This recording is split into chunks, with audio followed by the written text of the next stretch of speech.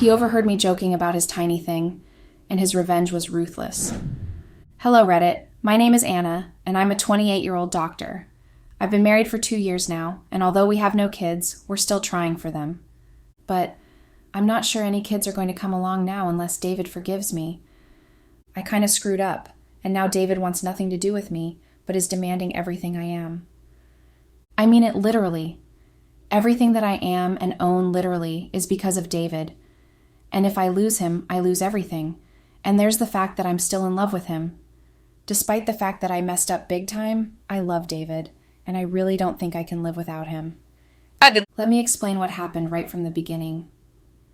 I grew up in a family of 5, including my parents, although we were very happy, and my parents were so in love, and it was so obvious that they had all of us out of love. Until now, I have never witnessed my parents having any arguments. They were always so quiet about their problems and tried as much as possible not to show them to us. But as the eldest and only girl, I of course knew when there were issues. I'm about 5 years older than John and 8 years older than Sam, so I was much wiser and knew when everything wasn't fine. And things weren't exactly fine for a long period. The problem was that my parents were poor. Very much, in fact. We were barely feeding fine, and then there were other bills to pay in the house and all, and it frustrated me so much. Most times, my mother would go hungry, so my brothers and I could eat, and I detested those moments. It made me feel like I was exploiting her, and I didn't like it one bit. I pretended most times in school to belong to the rich kids gang because I wanted to believe in some fantasy where I was the rich girl with rich parents, and eating didn't have to be such a difficult thing for us.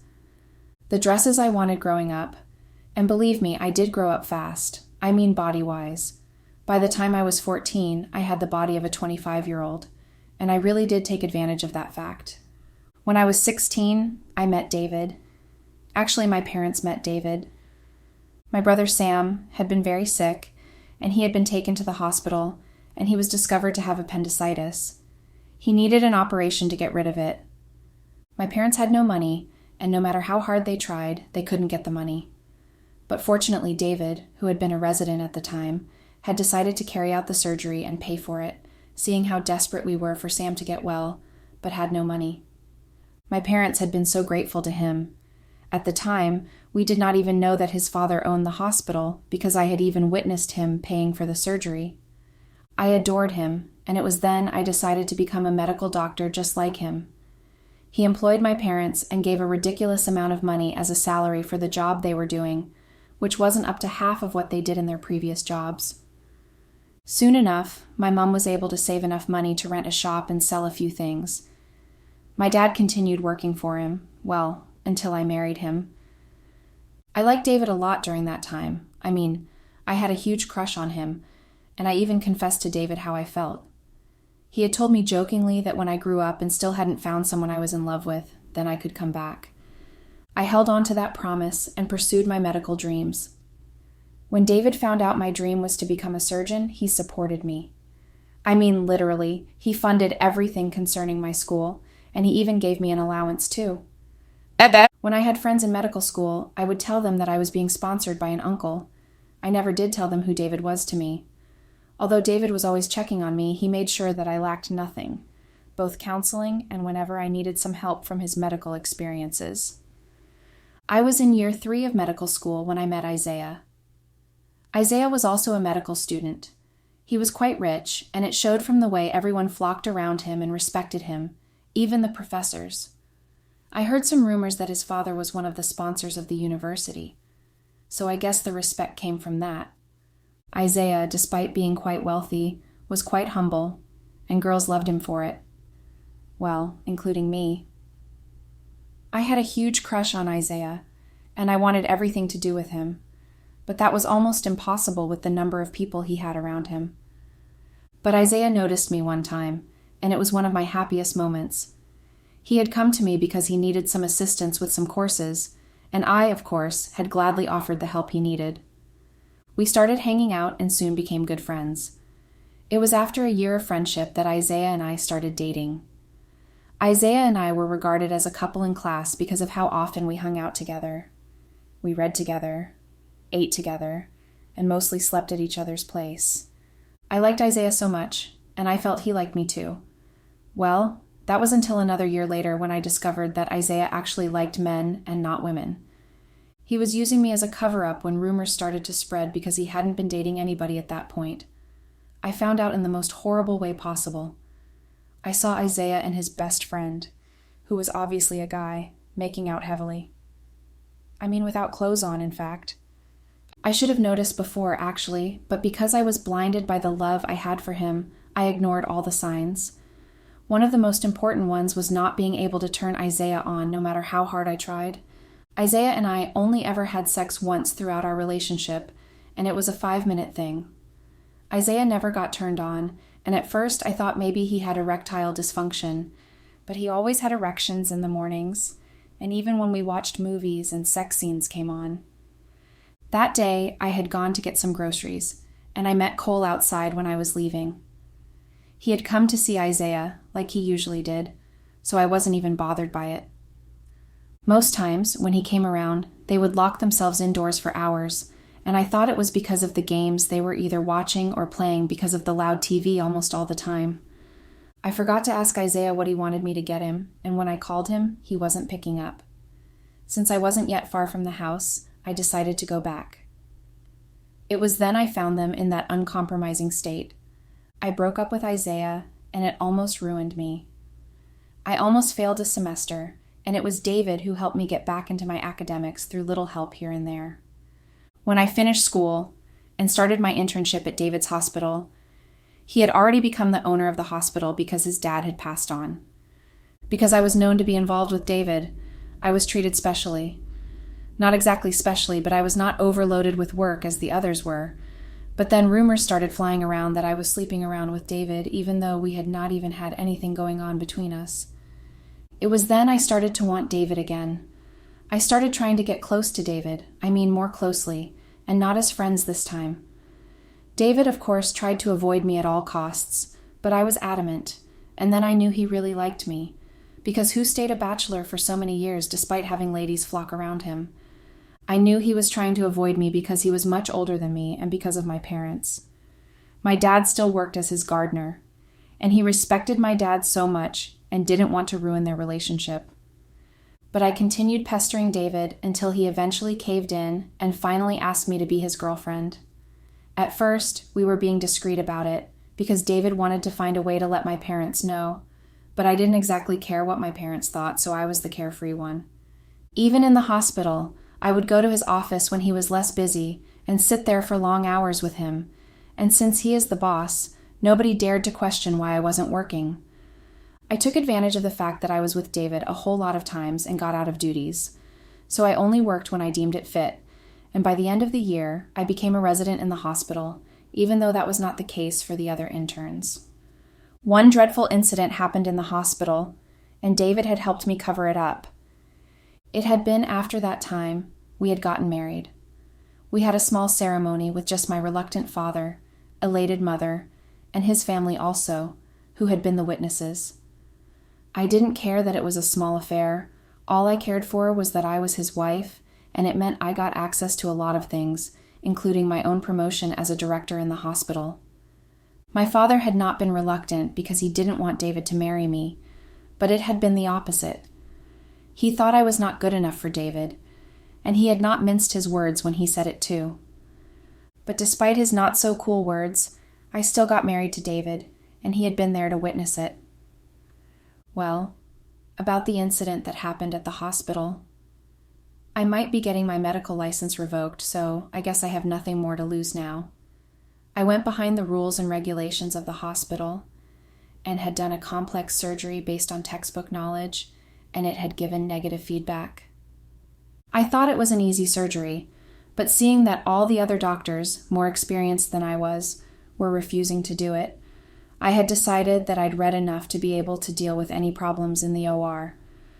But then, things had not happened as I planned.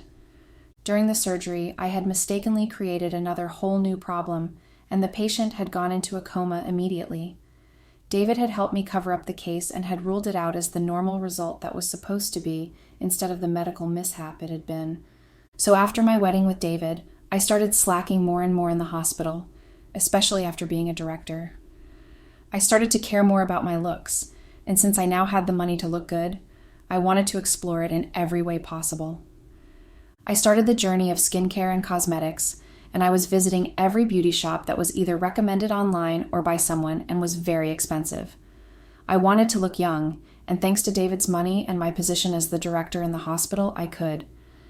It was there I met my new friends Ella and Stacy. They too were also particular about their skins, and since we shared the same objectives, we started meeting very often to share beauty tips. Stacy is married with 2 kids, but most of the time, the kids are stuck with their nanny so she could have time to herself, and her husband was always traveling around the world for business sake. She was free almost all the time. Ella, on the other hand, was very single, and she loved sleeping around with older men, especially the ones that were married, to fund her extravagant lifestyle. We hung out almost all the time, and we were always spending. David, although, was not too pleased with my newfound friendship with the girls, and we had some arguments about it. He didn't encourage the fact that I went to work anytime I pleased and left anytime I wanted, and also spent time obsessing about my skin. But I didn't care then. I wanted to be free and spend money as I liked. David and I started trying out for a child. Although it was mostly David doing the trying, I just wanted him to get off my back because of my newfound hobby, so I just went with the flow. I did everything I was supposed to do for the first year of marriage, but I couldn't get pregnant. I even went with David to a fertility clinic, and we were considered fertile enough to have kids, but I still couldn't get pregnant. I eventually stopped trying, and even though David tried to convince me to try IVF or adoption, I wasn't so cool with the ideas, so I refused. When David kept talking about it, I lied to him that I was sterile. I made up some stories about an accident I had in medical school, and I had been declared sterile and couldn't have kids. I told him that I paid someone in the fertility clinic to give that test result, and when David, after recovering from his shock, had asked that we visit a gynecologist, I refused to go. Despite the fact that we had capable doctors right there in our hospital, I still refused to do any test because I had lied, obviously. I was very much fertile, but I just wasn't getting pregnant. Okay. To be truthful, I am fertile, but I was using pills to avoid pregnancy. I didn't want to be saddled with a baby that young in life.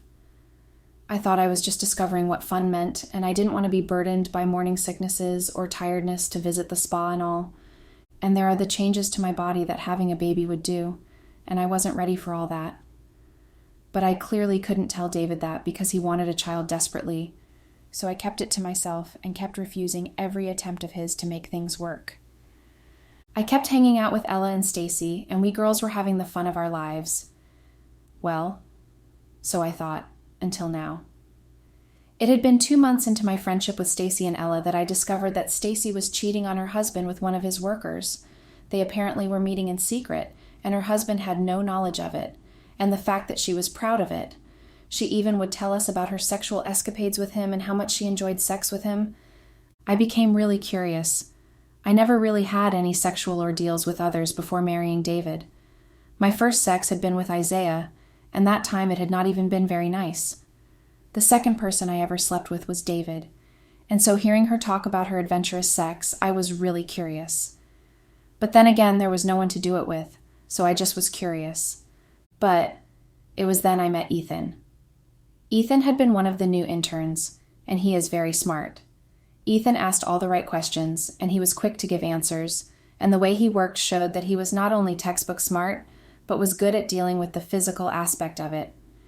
He caught my interest when I had been visiting the hospital that day to drop off some things for David, when the interns had been asked a question by one of the residents, and he had answered very smartly, in fact. I remembered being asked that question when I was an intern, and I had stammered through the answer because it had been a trick question. But Ethan clearly didn't have that problem because he had answered very quickly and did not even stammer. I was greatly impressed, and I had asked about him. The answers were easy because I was, of course, one of the bosses, and I could get access to their files. I started visiting the hospital more frequently just to see Ethan at work. All of those times, I did not speak to him. I just observed him from afar. David was quite happy that I was finally coming back into the hospital, and he had not noticed it was for an entirely different reason.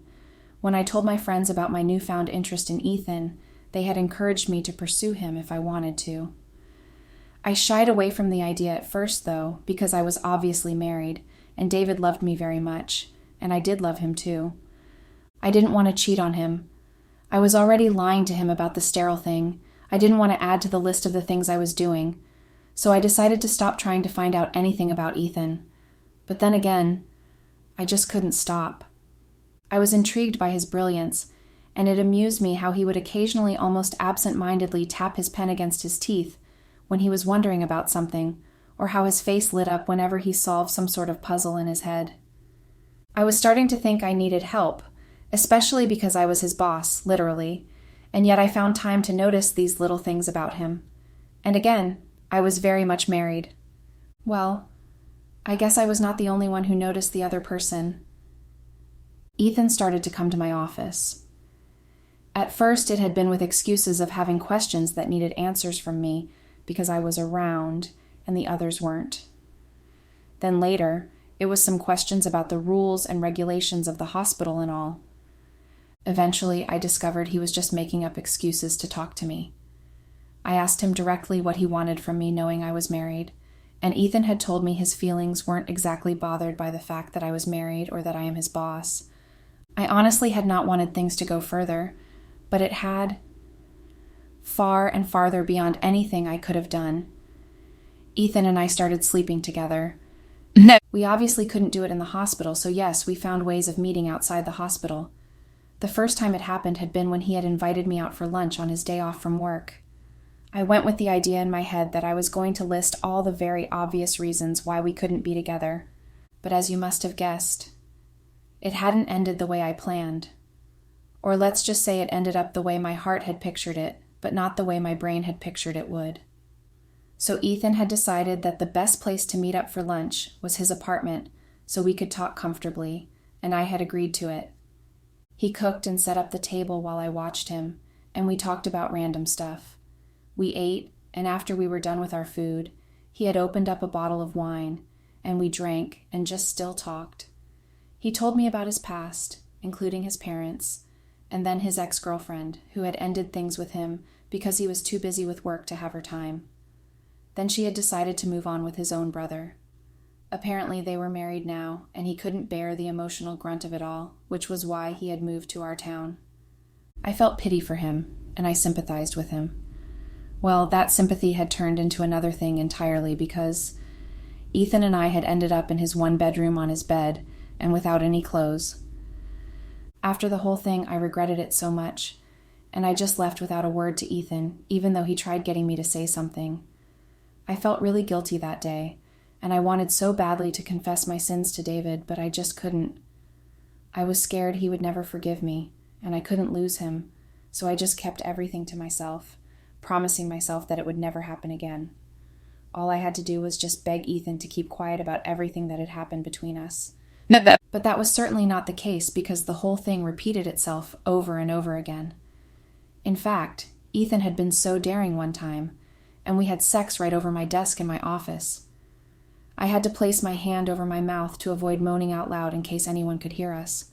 I stopped having sex with David, although not completely. I loved David, and I still do, but at that point, I just wasn't enjoying sex with him as much as I was with Ethan. Ethan had a huge male genital organ in comparison to David's, and he pleased me a great deal more than David did. David was quite religious, even though he barely went to church. He didn't believe in getting down and dirty with his tongue, and he never tried it with me before. But Ethan was no saint. I mean at all. He did all sorts of things, and he taught me different things, even to some very, very naughty things that I'd rather not talk about here, but you know what I mean. But I guess David noticed the gap in our relationship, and he tried his best to bring our sex life back to what it was before. He would buy me flowers, take me out on a romantic evening, and buy me dinner. He would even set up the mood for sex, but I still wasn't just feeling it. At that point, I managed to convince myself that I loved David, and I was going to continue to be married to him, but I was going to continue being sexually satisfied by Ethan. It was a win-win situation for me, and I managed to convince myself, despite my guilt, that it was all that mattered. I guess my mother noticed something about my behavior. Or perhaps not my behavior, but my visitor. David had traveled for a medical conference out of town, and he was to be gone for 3 days. Ethan lied at work that he had a sick mother he had to take care of, so he took permission off work for 3 days, which I had granted. We spent time together right in my home. We corrupted nearly everywhere you could think of with sex for that whole 3 days. It had been on the 3rd day that my mother had decided to pay me a surprise visit. I had not been expecting any guest, and I thought it was only the delivery man bringing our food that we ordered. I was barely covered because I had only one of my husband's shirts on me, which I had grabbed when I heard the doorbell, and my state probably showed my mother exactly what I had been doing. Ethan must have heard us, and he had quickly dressed up and just greeted us and left, instead of waiting around until evening. My mother had looked at me, and being quite a very smart woman, had asked me very patiently what I was doing with another man in my husband's home. I tried to deny it, but my mom wanted to hear nothing of it and just warned me severely not to ruin my marriage, and she had then left. I was confused at that point. I liked having sex with no strings attached with Ethan, and I loved my husband David. I didn't want to lose both, but my mother's warning just kept ringing in my ears, so I asked my friends for advice. Before that, they knew nothing about my affair with Ethan, so when I did tell them, they were elated and even asked me how it had been. Their reaction to my revelation actually made me feel better and that everything was all right again with the world. I threw away my mother's words and didn't mind it. In fact, I started avoiding seeing her so she wouldn't ask me any questions about it. Well, I guess what they say about karma is very true. What goes around must surely come right around and bite you very hard on the butt. My friend Stacy and her husband were celebrating their 10 years anniversary in grand style, and she had, of course, invited Ella and me, and had even asked us to come with our +1. She had even teased me about coming along with Ethan, and we had laughed about it. I invited David to come with me, and he had been happy to. I told Ethan about the party while we were lying down exhausted after a sex marathon one time, and I had not expected him to be there, but he had shown up at the party shockingly. So way before the party started, I mean about 2 days prior to that day, I told Ethan that we couldn't continue seeing each other as often as we did because David was starting to suspect me. Well, it had not been a lie. David was starting to suspect me, and it had been because of my mother. She had made a statement when David and I had gone to visit her and my father. He forced me there, by the way. And when we were talking, she had made some statement about cheating while looking directly at me. I grew uncomfortable, and I had to fake a cough to get out of the situation, and I thought it was over when we left my parents' place, but David, however, didn't think so. He had asked me why my mother had been behaving that way, and I had to lie and come up with some excuses about a cousin of mine who left her husband for her lover. My mistake was, I have no cousin, and David knew that, but he kept quiet and didn't say anything. Not that I didn't have any cousins, but I knew none because my parents actually eloped to be together, and so they were estranged from their family. I only just discovered now as I write how messed up that had been. So on the day of the party, I had glammed up, ready to dazzle and sparkle, but David had been surprisingly quiet. He didn't even compliment my looks, and when we got to the party, he had just mingled with the men who left their wives to their antics. My friends and I, although, didn't mind that, and we just laughed and sipped and gossiped about what the other women were wearing. It had been when Ethan had showed up that I had become tense. When my friends noticed how tense I was, they had asked, and I told them who showed up. Ella had whistled and had said that it was no wonder I was sleeping with him. We all laughed, and I somehow forgot that I was supposed to be very careful, especially because my lover and husband were in the same party. But I had gotten tipsy and was busy telling my friends about my sexual escapades with Ethan, who was staring right at me from across the room, but didn't approach me. I even joked about David's male genital organ being tiny, and it was therefore encouraging me to find pleasure elsewhere. Immediately I said it. Instead of my friends laughing and snickering like they had been doing all night, they just kept quiet, and I realized why only too late. David was right behind me, and I was so shocked. Before I could say anything to him, he just turned around and left the party. It took a whole lot of time before I could enter into the house. I just stood there outside the house for hours contemplating what to do or say. I mean, what exactly do you tell your husband who overheard you recounting your sexual stories to your friends, and even to the point of joking about his sexual prowess? Eventually, I gathered the courage to go in, and I met David waiting for me in our bedroom. He did not say a word to me even when I tried begging. He only just stared at me and didn't say anything. Eventually, he left me in the room and left the house and did not come back that weekend. I was so worried and scared of his silent reaction. David had never gotten angry with me before all through the times I've known him for, so I didn't even know what to expect. Well, what I didn't expect happened, and I mean that it was the most horrid thing to have happened to me. I went to work on the Monday, knowing that David would be at work, so I could perhaps get the chance to apologize. But immediately I entered the hospital, I was summoned by the board, and I was confronted by the issue I thought had died down. Apparently David exposed me, and he also fired Ethan very publicly. He made no effort to conceal the reason why he was firing Ethan, so everyone in the hospital knew it was because he had an affair with me. Now even the family of the patient I had stubbornly operated on, and who is still stuck in a coma, is suing me to court. I got the court order a few days ago. I'm absolutely doomed, guys. The painful part of it all is losing David. No, I don't want to believe I've totally lost him. So please, guys, help me. What do I do? How do I save my marriage and get David to forgive me? Update. Hello, Reddit. It's so devastating how I've fallen from the very high tops to the lowest bottom. My life is a painfully empty shadow of what it was before. I am divorced and scorned. By everybody, by you guys, who seem to think I'm a very horrible person, although you have used very colorful adjectives to describe me. I chose the less hurtful one. By my parents, who now, for all they care, I'm dead to, and most especially by David, who wants absolutely nothing to do with me. I've lost everything. And by everything, I mean literally everything. I've lost my medical license and all my money, which I used to settle the family, and even now I'm in debts because I have to be the one paying the medical bills of the patient who is stuck in a coma because of me, and only God knows how long that will be. I've lost my family, and I've lost David because of my selfish and stupid actions. Even the so-called friends I thought I had, they were all so fake.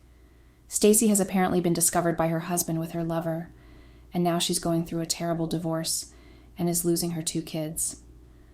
Ella just left town because she was found out by one of the many men's wives she was sleeping with, and she has been haunted severally both at home and everywhere she went. So I'm all alone in this mess I've created for myself. I'm so ashamed of myself.